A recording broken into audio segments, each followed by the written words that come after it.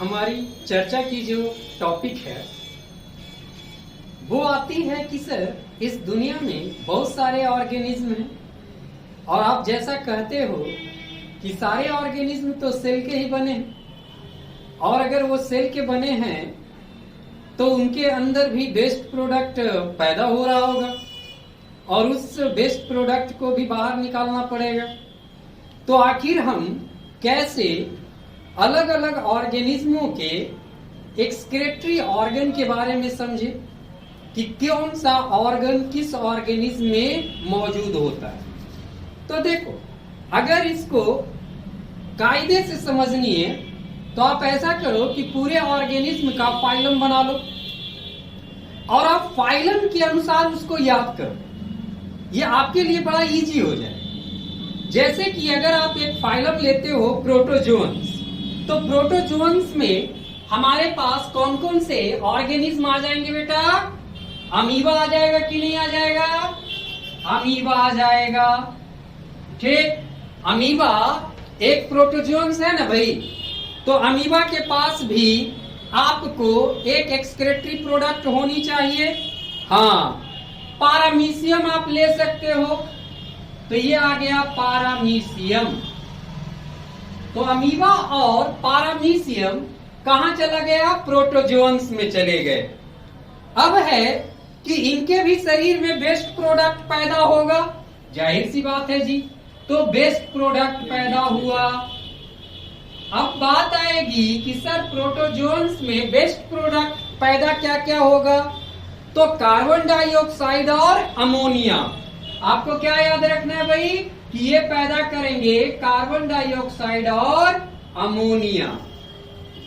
यानी कि प्रोटोजोअन्स का ये हो गया दोनों बेस्ट प्रोडक्ट। और इस बेस्ट प्रोडक्ट को शरीर से बाहर निकलना है। आप ये देखो कि पारामीशियम अपने आप में यूनिसेलुलर है, तो जाहिर सी बात है इसके पास कोई ऑर्गन्स तो होंगे नहीं, एक्सक्रेटरी ऑर्गन। तो इनका ये बेस्ट प्रोडक्ट किसके थ्रू निकलेगा?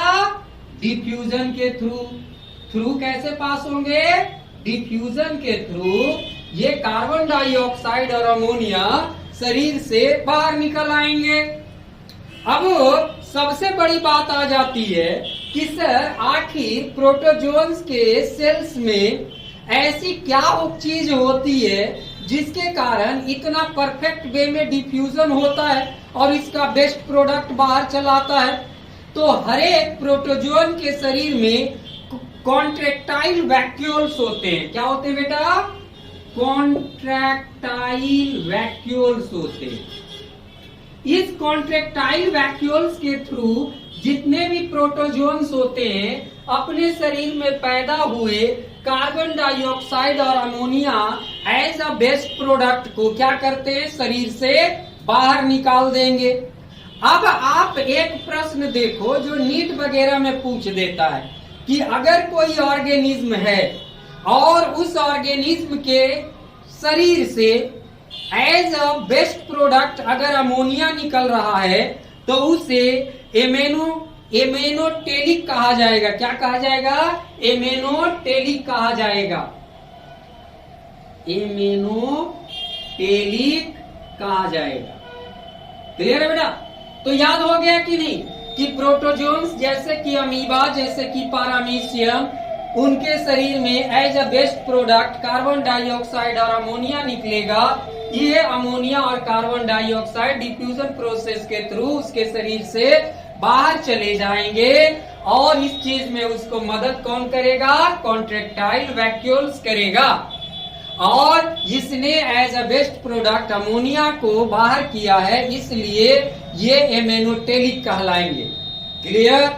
चलो, जब आप प्रोटोजोअन्स को सॉल्व आउट कर लेते हो, अमीबा और पारामीशियम की कहानी सॉल्व आउट कर लेते हो, तो फिर बारी आती है स्पॉन्जी की। तो स्पॉन्जी में सबसे बेस्ट एग्जांपल किसका आता है? पोरीफेरा का जी। किसका आता है? पोरीफेरा का। यही ना है भाई सबसे बड़ा इसका सदस्य। तो पोरीफेरा की अगर हम लोग बात करें तो इसमें बेस्ट प्रोडक्ट क्या क्या पैदा होगा? Nitrogenous compound that is a ammonia. यानी कि ये भी एज ए बेस्ट प्रोडक्ट क्या पैदा करेगा, अमोनिया पैदा करेगा, अमोनिया पैदा करेगा। ठीक है बेटा, यानी कि स्पॉन्जी के शरीर में भी एज ए बेस्ट प्रोडक्ट क्या पैदा होगा राज, अमोनिया पैदा होगा। अब सबसे बड़ी बात आ जाती है कि सर ये जो बेस्ट प्रोडक्ट अमोनिया है इसकी बहुत ही अच्छी डिसॉल्विंग कैपेसिटी होती है वाटर के साथ। किसके साथ होती है, ये वाटर के साथ इजीली क्या करते हैं बेटा, डिसॉल्व कर जाते हैं। तो पानी के में जब ये डिसॉल्व करते हैं तो बहुत आसानी से थ्रू द डिफ्यूजन, है ना, ये शरीर के बाहर चले आएंगे। और यहाँ पर स्पॉन्जी के भी सेल में कॉन्ट्रेक्टाइल वैक्यूल अहम रोल अदा करेंगे एज अ बेस्ट प्रोडक्ट शरीर से बाहर निकालने में। तो यहाँ पर इसको मदद किसका मिलेगा, कॉन्ट्रेक्टाइल वैक्यूल्स का। क्लियर है जी। यानी कि गौर करो कि प्रोटोजोन्स में भी कॉन्ट्रेक्टाइल वैक्यूल्स के माध्यम से डिफ्यूजन प्रोसेस के through as ammonia waste product बाहर आया। स्पॉन्जी में भी कॉन्ट्रेक्टाइल वैक्यूल के हेल्प से, है ना, through the diffusion process ammonia बाहर आया। और मैं बार बार कहता हूं कि अगर ammonia as a waste product पैदा होता है तो उसे क्या माना जाए, एमेनोटेलिक माना जाए। तो स्पॉन्जी भी हो गया कि नहीं जी, एमेनोटेलिक, एमेनोटेलिक हो गया। ठीक है, चल। तो आपने प्रोटोजोन्स में कौन सी एक्सक्रेटरी ऑर्गन्स है जिसके थ्रू उसने एक्सक्रीशन किया, स्पॉन्जी के अंदर कौन सा एक्सक्रेटरी ऑर्गन है जिसके थ्रू उसने एक्सक्रीशन किया, है ना। उसके बाद पढ़ना होता है कॉलेंट्रेट्स का। कॉलेंट्रेट्स का सबसे बड़ा उस फाइलम में जो ग्रुप बनती है वो किसकी बनती है, हाइड्रा की। तो कॉलेंट्रेट्स में हमारा मेन जो टारगेट है वो कौन सा है जी, हाइड्रा हो गया। अच्छा, तो हाइड्रा के अंदर आखिर एलिमिनेशन ऑफ बेस्ट प्रोडक्ट कैसे होंगे ये समझना चाहिए। Very good. हाइड्रा के पास कोई, है ना, यानी कि कॉलेंट्रेट्स के पास कोई स्पेशलाइज्ड, है ना, बहुत ही कारगर स्पेशलाइज्ड एक्सक्रेटरी ऑर्गन्स मौजूद नहीं है। यानी कि lack of specialised excretory organ है। यानी कि इसके पास कोई स्पेशलाइज्ड एक्सक्रेटरी ऑर्गन मौजूद नहीं होता कॉलेंट्रेट्स के। अब सबसे बड़ी बात है कि सर अगर ऐसा नहीं है स्पेशलाइज्ड ऑर्गन तो इसकी बेस्ट प्रोडक्ट इसके अंदर क्या पैदा हुआ भाई, ये तो आपको समझना चाहिए। तो कॉलेंट्रेट्स के अंदर एज ए जो बेस्ट प्रोडक्ट पैदा होंगे वो होते हैं अमोनिया। यहाँ पर भी बेस्ट प्रोडक्ट कौन सा है राजी, अमोनिया है। अब इस अमोनिया को शरीर से बाहर आना होगा, अदरवाइज कॉलेंट्रेट के शरीर में इसकी एकोमुलेशन होगी, टॉक्सिसिटी बढ़ेगी, कॉलेंट्रेट्स मारा जाएगा, आपका हाइड्रा, है ना, मर सकता है, उसकी तबीयत खराब हो सकती है, वो अनफंक्शनल हो सकता है।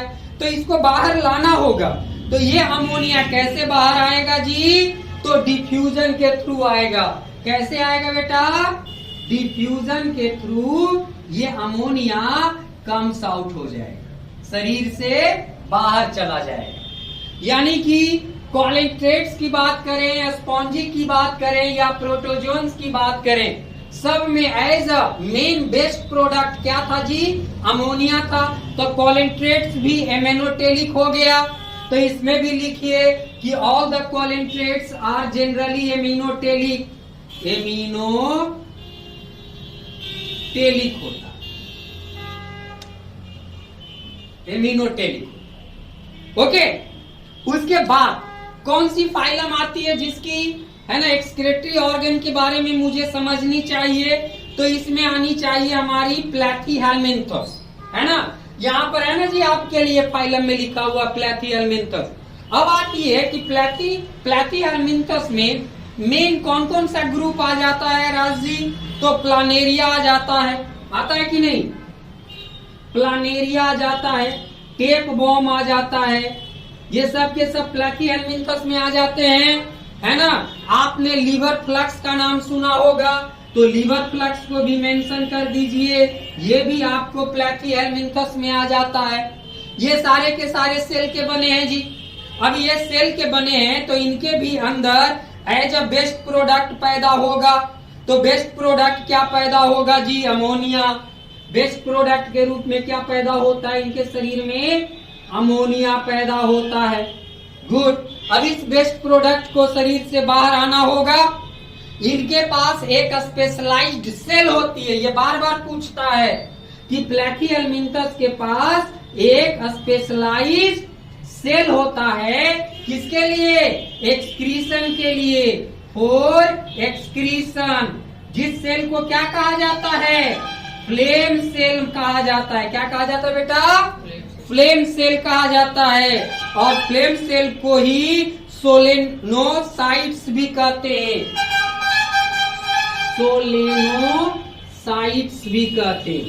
यानी कि इनके पास एक स्पेशलाइज्ड सेल है जिसके जरिए ये अपने ammonia as a waste product जो इनके शरीर में पैदा होगा उसको ये बाहर निकाल सकते हैं।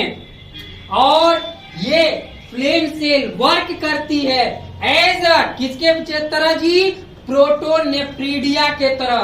कैसे वर्क करती है? तो it work as a protonephridia, यानी कि ये अविकसित किडनी के तरह वर्कआउट करती है।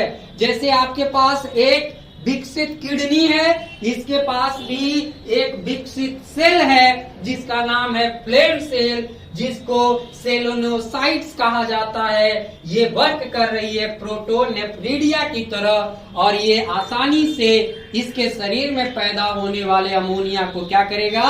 निकाल देगा। कोई डाउट नहीं। ओके। अब यहाँ पर फिर से एक बात आ गई जी, है ना, कि सर यहाँ पर फिर ammonia as a waste product है तो इसको भी एमिनोटेलिक मानो आप, तो इसको भी लिखो एमिनोटेलिक है।